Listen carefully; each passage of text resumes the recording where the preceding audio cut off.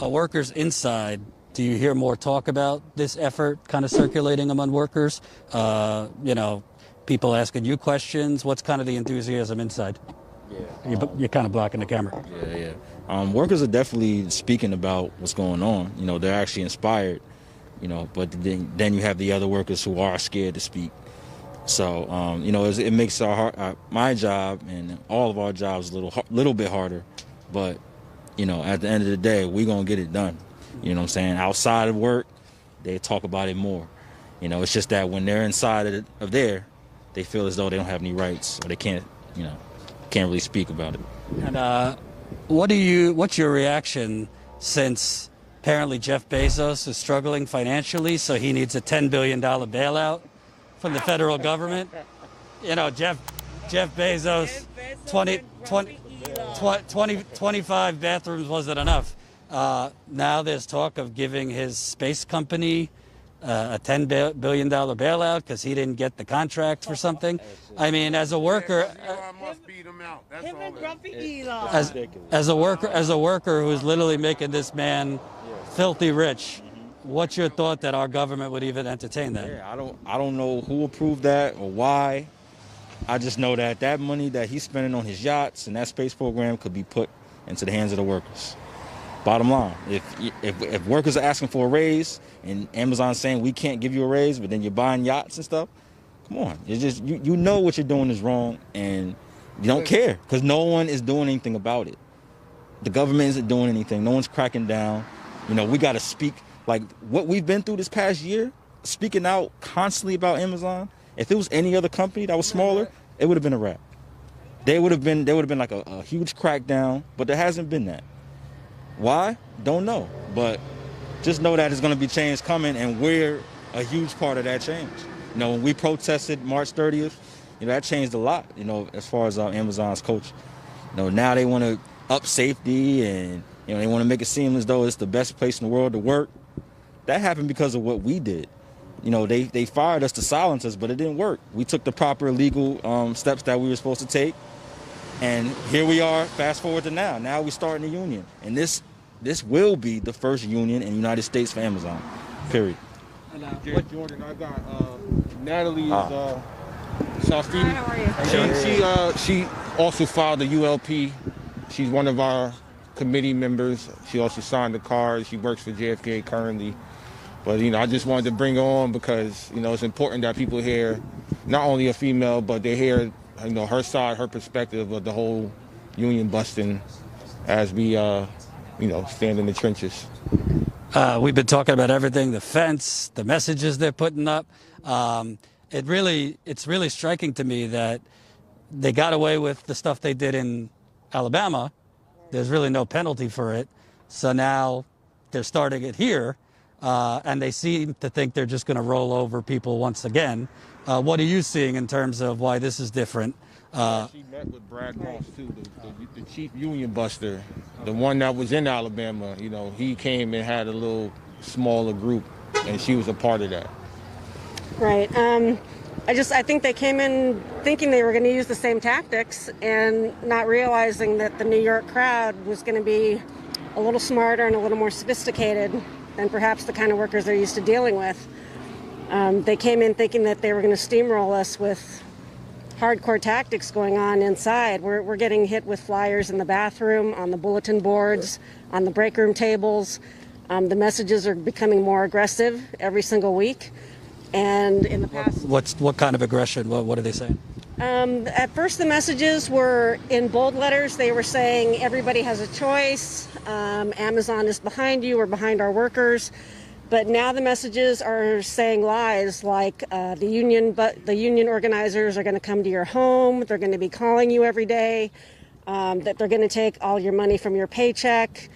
The amount of lies and intimidation is just getting worse every single week.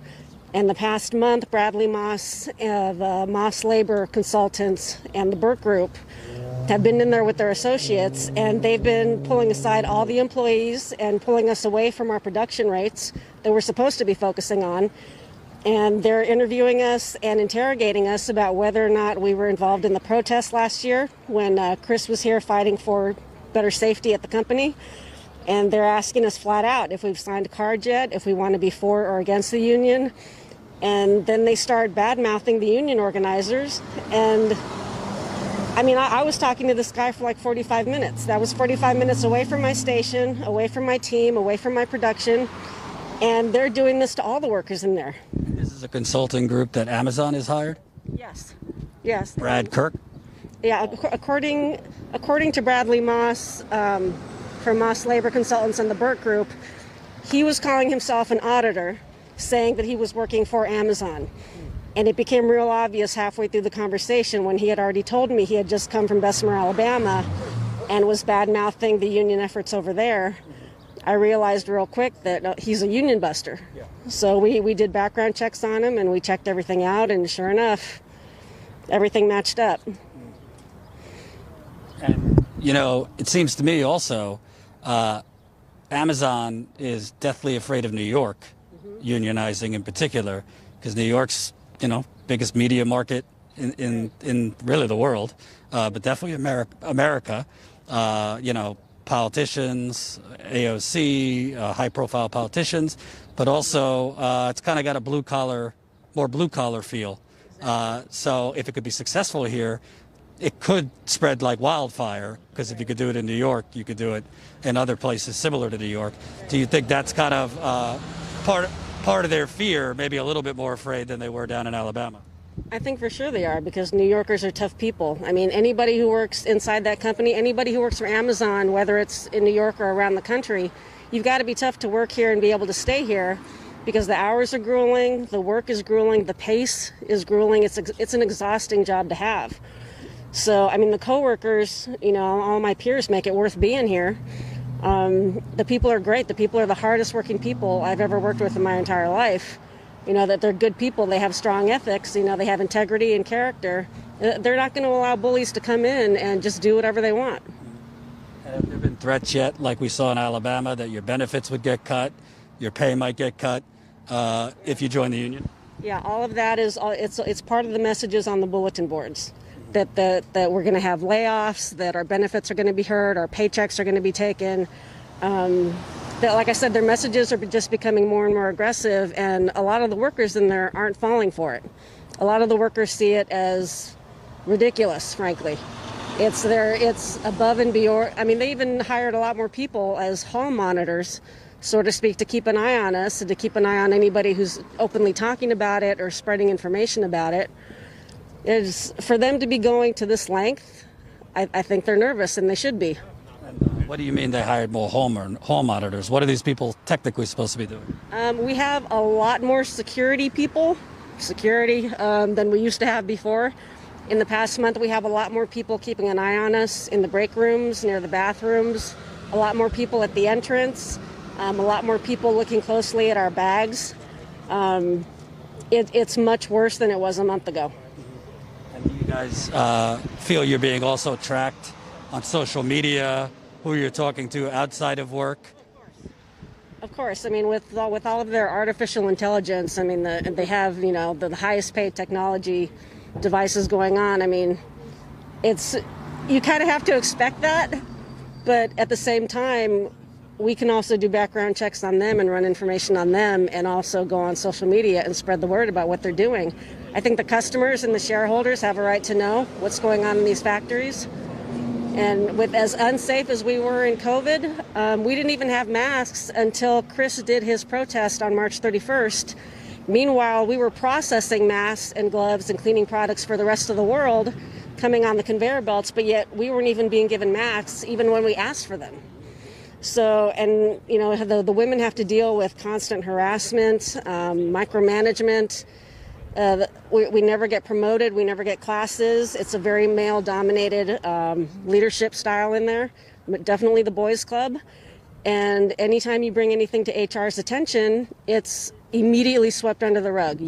There are no consequences, no actions, no follow-up. The conditions could be a lot better. He's the richest man on the world. There's no reason why we shouldn't have better conditions in there. It seems to me like an economic Hunger Games in there. Just kind of like survival of the fittest, and survival of the fittest, and, you know, if you don't like it, take a hike. That's exactly it. In fact, Bradley Moss actually told me that after our 45-minute conversation. He said, well, why are you still here? Why don't you just leave? And I said, well, in a post-9/11, post-recession where I already lost my previous career, I said, half the workers in here are middle-aged people that lost their careers in the recession.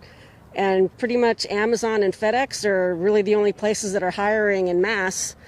And the rest of these kids are living with their folks. A lot of them, it's their first job. They don't have to worry about the bills, but the older people definitely do. And as hard as we work and for as many injuries as we push through, we deserve better. We absolutely deserve better. You mean to tell me that the spin we're getting from the media, that the economy's roaring back and everything's getting better and people, there's a worker shortage. You mean that's not actually the case? The paycheck I'm making isn't enough to afford a place to live. So yeah, I can pay my phone bill, my insurance bills, my car lease, but being able to afford a place to live, there's no way.